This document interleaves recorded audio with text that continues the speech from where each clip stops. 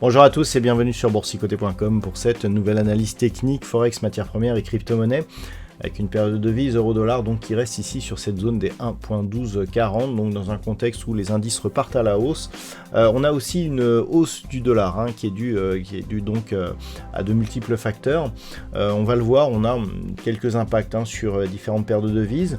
Limité sur la période de devise euro-dollar parce que finalement avec cette hausse du dollar eh bien, on aurait pu s'attendre à une cassure ici de la zone des 1.1240 sur cette paire de devises. Il n'en est rien, alors on a un signal tout de même qui est assez difficile à analyser parce que même si on reste ici sur une zone horizontale, on a tout de même un contact ici avec la bande de Bollinger inférieure. Donc globalement, il semblerait que l'on n'ait pas un vrai signal baissier, c'est-à-dire que le fait que l'on soit même au-dessus de cette zone qui était anciennement résistance et qui depuis qu'elle a été franchie n'a plus été testée, on est en train de tester un 12,40 qui semble agir comme support, il faudra encore casser cette zone pour commencer à avoir des signaux baissiers, donc on rentrerait ici dans une zone de squeeze. La zone de squeeze, c'est la zone quand les bandes de Bollinger se resserrent ici comme ça et qu'il y a très peu de volatilité. On peut je dirais, osciller dans ce squeeze, donc grossièrement entre 1,1240 et 1.1480 pendant un certain temps. C'est surtout la sortie de ce squeeze qui a surveillé, car les sorties de squeeze sont en général assez violentes. Donc c'est vraiment là, c'est vraiment ce qu'il va falloir observer. Mais grossièrement, on peut parler d'une phase de consolidation horizontale tant que l'on oscille ici entre 1.1240 et 1.1480, et globalement le fond de tendance reste plutôt à la hausse, lié au fait que nous n'avons pas de phase de consolidation, malgré le manque de dynamique que nous percevons ici sur cette phase d'évolution. Donc phase neutre ici de consolidation horizontale au sein d'une tendance qui reste haussière d'un point de vue court terme. La paire de devises livre sterling contre dollar américain a à peu près la même configuration. On a une zone ici intéressante, le point haut ici de cette bougie qui nous donne une zone de support majeur, la zone ici des 1.32 sur laquelle on est quasiment venu s'appuyer sur cette séance. On voit bien ici qu'on est aussi au contact de la moyenne mobile 20 exponentielle. Par rapport à la bande de Bollinger, il n'y a pas de contact, mais elle se resserre fortement.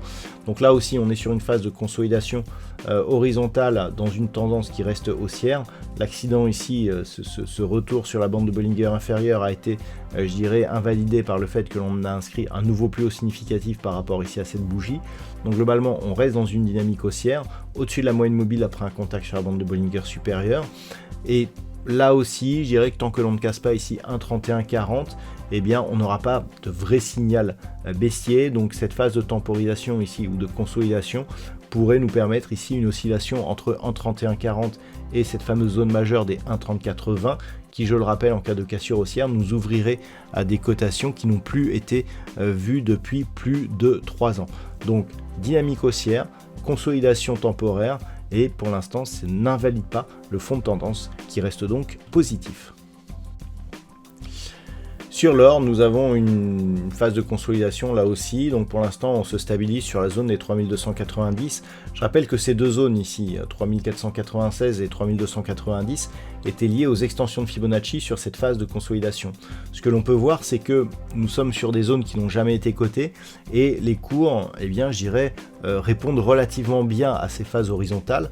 Donc cette extension de Fibonacci, ces extensions qui sont, je dirais, plus ou moins respectées, puisque là on est vraiment venu d'un point de vue assez chirurgical marquer un nouveau plus haut sur cette deuxième extension et ensuite on s'est mis à consolider, nous indique que nous sommes sur une construction extrêmement technique. Donc on le voit, même au niveau des moyennes mobiles, on voit ici qu'on a eu cette attaque sur la bolle supérieure, on revient ici se stabiliser sur la moyenne mobile 20 exponentielle et on reste au-dessus de cette zone. Donc là on est au-dessus de la moyenne mobile, au-dessus de la zone des 3290 $ l'once.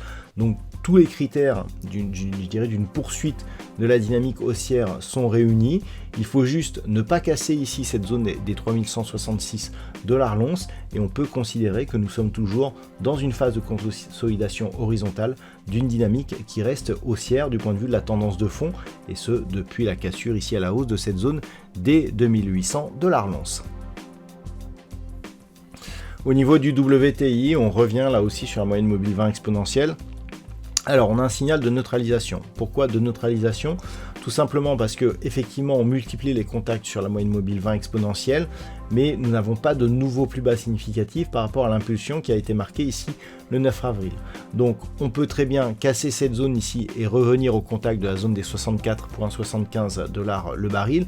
Ce n'est que sur franchissement de cette zone que l'on aura un signal de retournement. Pourquoi? Tout simplement parce que nous aurions ici une configuration en quasi double bottom. Donc c'est la rupture ici de cette zone qui nous donnera un signal haussier dont l'objectif se situerait ici entre 70 et 72 $ le baril. Mais ce qui veut dire que tant que nous sommes sous cette zone, et notamment sous la moyenne mobile 20 exponentielle, ça reste plutôt baissier depuis cette impulsion ici qui est venue marquer une forte attaque sur la bande de Bollinger inférieure, et que tout échec ici de remonter au-delà de cette zone des 64,75 $ le baril serait à considérer comme, eh bien, je dirais, la suite logique d'une poursuite d'une dynamique qui reste baissière. Donc toute rupture ici de la zone des 59,70 $ le baril serait une confirmation qui irait en ce sens, et naturellement la rupture nous ouvrirait de nouveaux objectifs. La rupture donc de cette zone des 56,40 nous ouvrirait un objectif ici qui se situe à 53,20 $ le baril. Et enfin sur le Bitcoin, comme sur de nombreuses autres crypto-monnaies, eh bien on a un signal haussier qui est intéressant.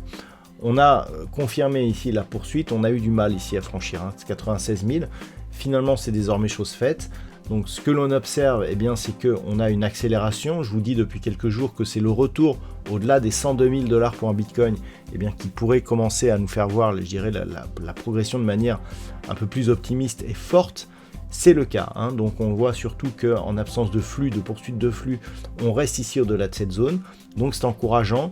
L'objectif est un retour ici sur cette zone. Alors on a une zone horizontale à 107 000 $ pour un Bitcoin et un record proche des 109 000 $ pour un Bitcoin, même légèrement au-dessus. Donc clairement c'est la rupture des 107 000 qui ouvrira la porte à une reprise donc de la dynamique moyen-long terme, hein, que l'on connaît maintenant depuis quelques mois, qui a abouti à de nombreux records sur cette crypto-monnaie. Et donc la rupture ici de cette zone nous ouvrirait la voie à une nouvelle accélération vers de nouveaux objectifs, hein. On voit des papiers institutionnels qui commencent à parler de zones majeures comme 130 et 200 000 $ donc pour un Bitcoin. Globalement, on est très proche d'un signal, la dynamique semble forte, il n'y a pas de signal d'affaiblissement. Vous voyez qu'on a une très petite amplitude ici sur les histogrammes du MACD, donc il reste du potentiel. Le RSI ici est en zone de surachat, mais on sait qu'il peut rester longtemps dans cette zone avant de donner des signaux d'essoufflement. Donc globalement, c'est plutôt positif pour cette crypto-monnaie, tout en sachant que de nombreuses autres crypto-monnaies sont dans le même sillage et sur la même tendance. Donc on pourrait connaître une hausse généralisée des crypto-monnaies dans les prochaines semaines. Voilà donc ce que l'on peut dire sur l'analyse technique de ces principaux actifs de marché. Je vous souhaite de passer un très bon week-end. On se retrouve dès la semaine prochaine pour d'autres analyses techniques, toujours sur le site boursicoté.com.